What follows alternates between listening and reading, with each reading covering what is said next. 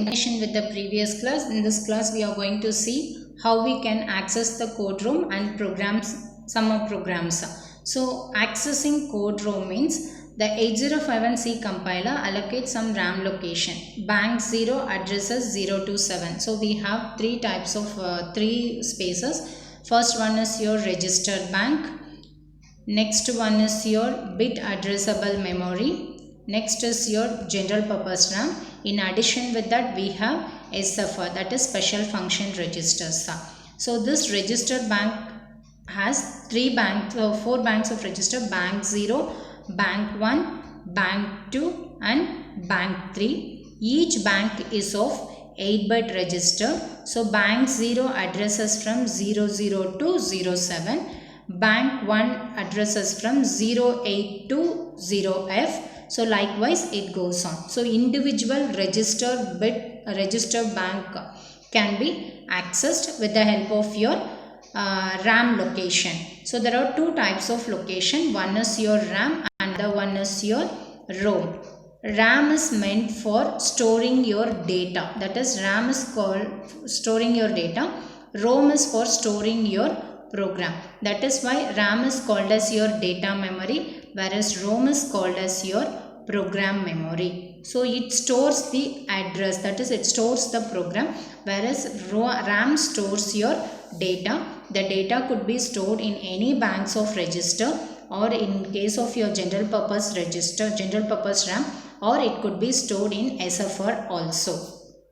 Okay, now the individual variable addresses 08 and beyond.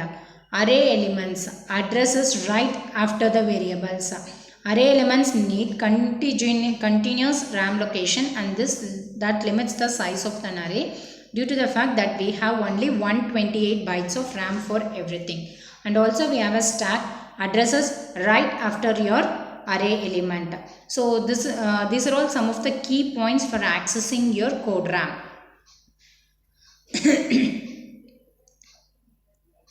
Next is your program. So we will solve some programs under this.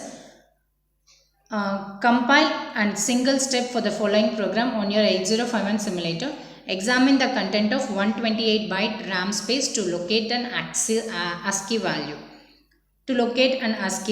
For example, reg51.h. I need to compile this particular program in 8051 simulator. Then I need to examine the content of 128 byte of RAM space.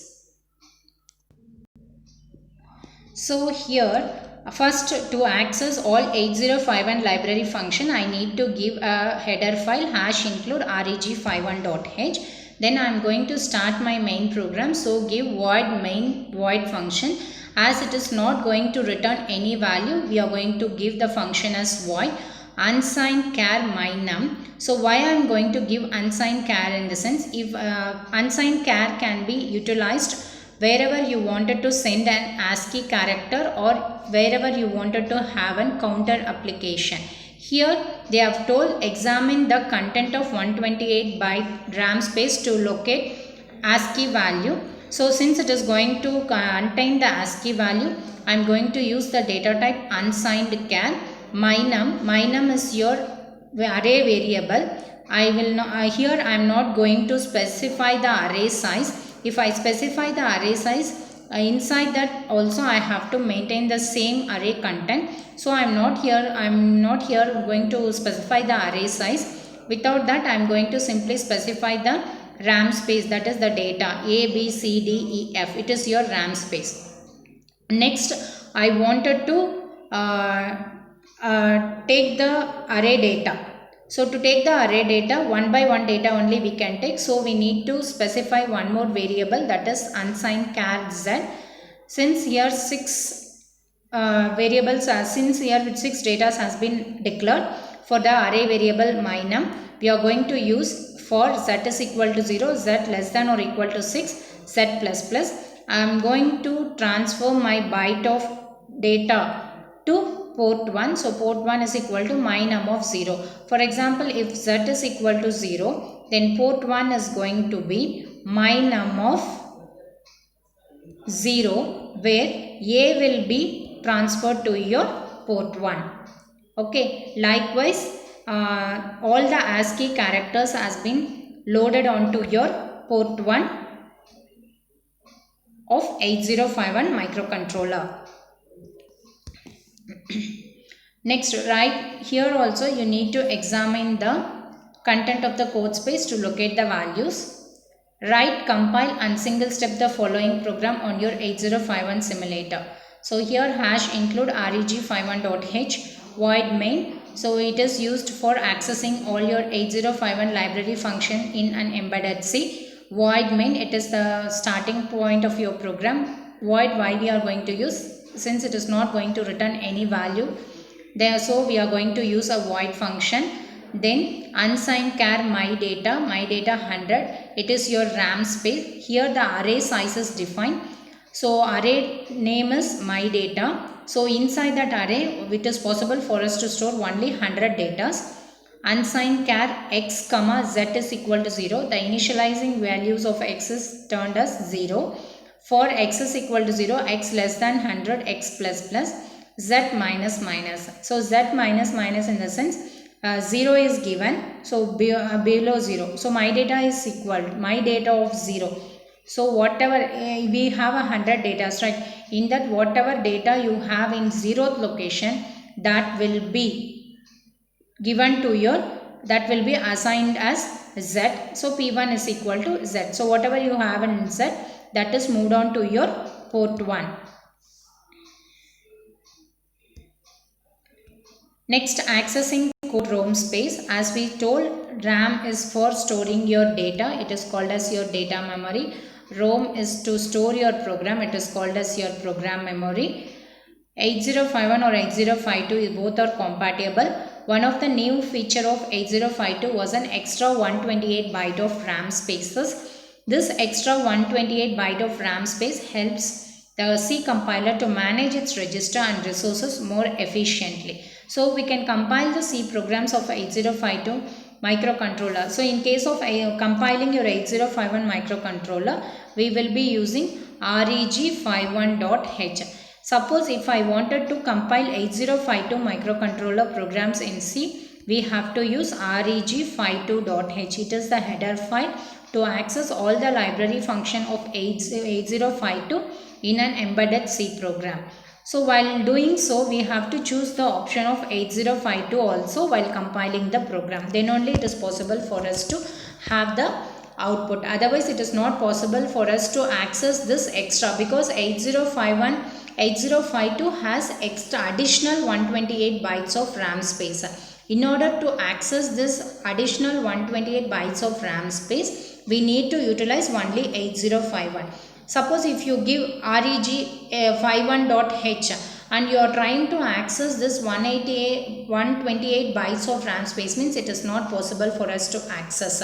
To access this additional 128 bytes of RAM space, we have to go look into for your correct microcontroller, and this is possible only in 8052. So we need to use the header file reg52.h. We'll have one more program. This program I guess we have already solved this one. Here my num of z, it is already solved.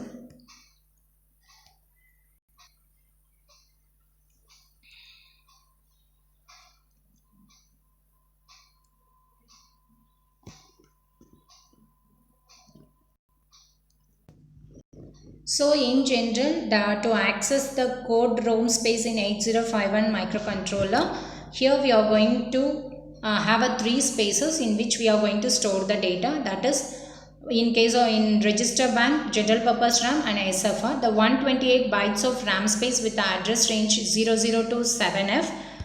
In 8052, it is 256 bytes. Why? Because it is having an additional 128 bytes of RAM space. So we can read or write this RAM space directly or indirectly using RO and RI registers, as we have seen earlier.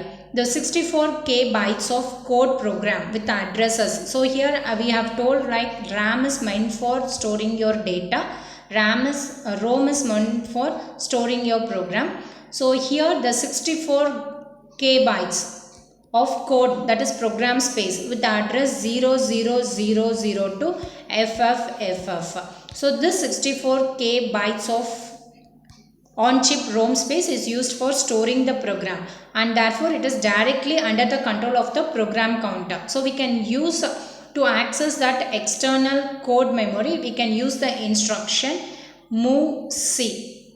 Okay, so assembly language instruction to access for the data. There are two problems associated with this code space for data. First, since it is a ROM memory, we can burn our predefined data and tables into it, but we cannot write it during the execution of the program. So the one main disadvantage is we can predefine the data and tables, whereas if you, while executing the program, if you wanted to alter any data, it is not possible.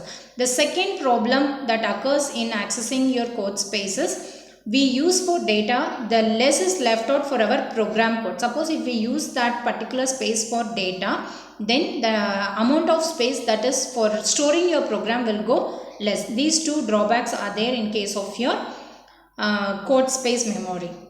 Okay, thank you students.